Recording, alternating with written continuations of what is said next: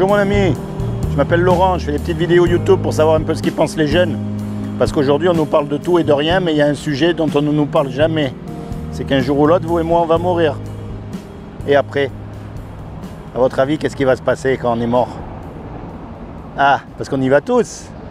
Et en plus, on part une main devant, une main derrière, hein. On ne prend rien avec nous. Hein. Là-bas, il n'y a pas de téléphone, il n'y a pas de couleur de peau, il n'y a rien du tout. Hein. On est tous pareils là-bas. Alors à votre avis, qu'est-ce qui va se passer une fois qu'on est mort? Vous avez une croyance, une religion, quelque chose? Non? Vous croyez pas en Dieu? Oui, je crois en Dieu, mais je ne suis pas. D'accord, ok. Alors quand il y a, si vous voulez, normalement, quand on meurt, on va être jugé. Et on va être jugé par rapport au bien, au mal qu'on a fait. Ça, c'est normal. Donc la question à se poser, c'est de savoir comment est-ce qu'on sait si on fait du bien ou du mal. Et pour ça, Dieu, il nous a donné une loi qui s'appelle les 10 commandements. Vous connaissez les 10 commandements? Alors on va voir comment vous allez faire, si vous êtes quelqu'un de bien ou si vous êtes quelqu'un de pas bien. Et attention, hein, je ne vous juge pas parce que moi, j'ai lamentablement échoué au test. D'accord? Alors il y a un commandement, il dit tu ne mentiras pas. Est-ce que vous avez déjà menti? Non. Oui, vous? Avec mon copain. Vous pouvez dire oui.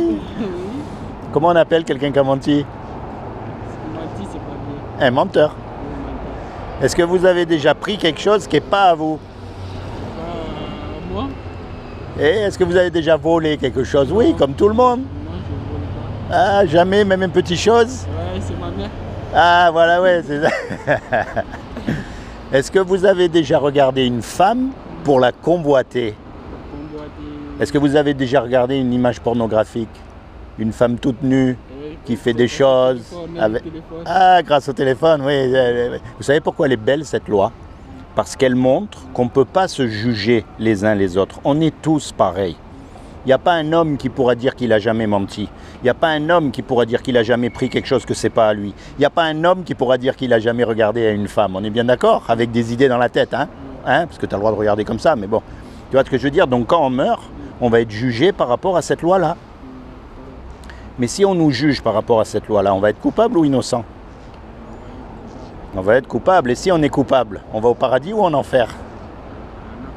Eh, ça on ne veut pas y aller. Hein. Ça nous fait peur quand même de savoir que l'enfer, ça nous gêne. On préférerait que ça n'existe pas. Et pourtant, c'est ce qu'on mérite. Regarde un petit garçon. On n'est pas obligé à lui apprendre à faire des bêtises. Il sait faire les bêtises tout seul.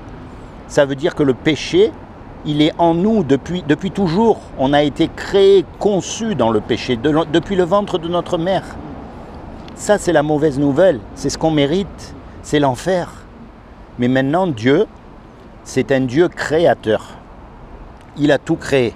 D'accord? Il a créé les papillons, le soleil, les étoiles, les lions, tout. Donc, un créateur, ça aime ce que ça crée. On est d'accord? Eh bien, Dieu, il nous aime puisque c'est lui qui nous a créés et il ne veut pas nous punir. Il ne veut pas qu'on aille en enfer. Donc, il a fait quelque chose pour que toi et moi, malgré qu'on soit coupable, on puisse éviter justement son châtiment. Est-ce que tu sais ce qu'il a fait? Alors, je vais te dire, et écoute bien attentivement. Comme il a trouvé aucun homme de parfait sur la terre, ni même le religieux des religieux, il ne pourra pas dire, d'accord? Donc, comme il a trouvé aucun homme, eh bien, il est venu lui-même et il a pris une forme humaine. Il s'est habillé avec un corps qui est Jésus. Et il a dit, quiconque croit que Jésus est le Fils de Dieu et qu'il est ressuscité des morts, il aura la vie éternelle à mes côtés. Mais ça ne suffit pas ça, parce que les démons, ils existent. Ils existent, ils croient et ils tremblent. La clé là-dedans, c'est un mot qu'on appelle la repentance. Et repentance, ça veut dire quoi? Bien sûr, il faut arrêter de voler, de mentir, de regarder des femmes que... Mais ça, on le sait parce que la conscience, elle nous le dit à chaque fois. C'est pas vrai? Hein? On sait quand on manque, c'est pas bien. Nous, les jeunes, on passe pas. Eh oui, mais la conscience, elle est là, tu sais que tu as menti. Tu le sais. Hein? Repentir, ça veut dire arrêter ça. Mais en plus, ça veut dire aussi de se tourner vers Dieu. Alors ça ne veut pas dire d'aller dans une religion, ça ne veut pas dire d'aller dans une église ou ailleurs. Non, si tu y vas, tant mieux, mais ce n'est pas ça que ça veut dire. Et Dieu va nous punir à ce niveau-là? Ce que ça veut dire que quand tu es tout seul, plutôt que de regarder des femmes toutes nues sur le téléphone, eh ben, tu te tournes vers Dieu et tu commences à lui parler, à lui dire, moi je veux savoir, moi je veux vraiment comprendre. Parce que quand Jésus il est mort sur la croix, En fait, il est mort à ta place et à ma place. Parce que lui, il n'a jamais péché. Et comme il n'a jamais péché, son sacrifice a été accepté. Il ne peut pas pécher puisque c'est Dieu, d'accord? Et si tu veux, c'est le seul nom qui nous a été donné sous le soleil par lequel nous pouvons être sauvés.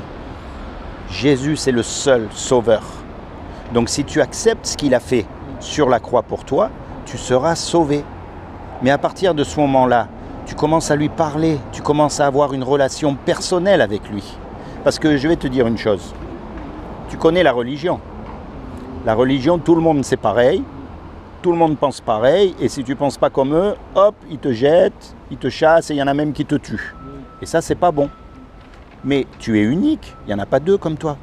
Et ça, depuis que tous les hommes ils existent, il n'y en a jamais eu deux comme toi ou comme moi, c'est fou quand même. Il y a eu des milliards et des milliards d'hommes. Eh bien ça montre quoi? Ça montre que Dieu, ce qu'il veut, c'est pas une religion. Sinon, il nous aurait fait des robots. Non. Mais comme il t'a fait unique, ça veut dire qu'il veut une relation unique avec toi. Il veut te protéger, il veut te garder, il veut te secourir et plus que tout, il veut te sauver du jour du jugement dernier. Tu comprends? C'est ça la foi. Mais maintenant, c'est à toi de te rapprocher de lui. C'est à toi. C'est comment ton prénom? Chekné? Oui. Chekné. C'est à toi, Chekné, à lui dire, voilà, je m'appelle Chekné, je suis jeune, je reconnais que j'ai péché, je ne suis pas mieux que les autres, je te demande pardon, j'accepte ce que tu as fait à la croix pour moi, je me l'approprie pour moi, pour que tu deviennes mon sauveur. Tu comprends? Et Seigneur, parce que quand il va te demander un petit service, eh ben, tu vas le faire, quand il va te dire arrête de mentir. Hein?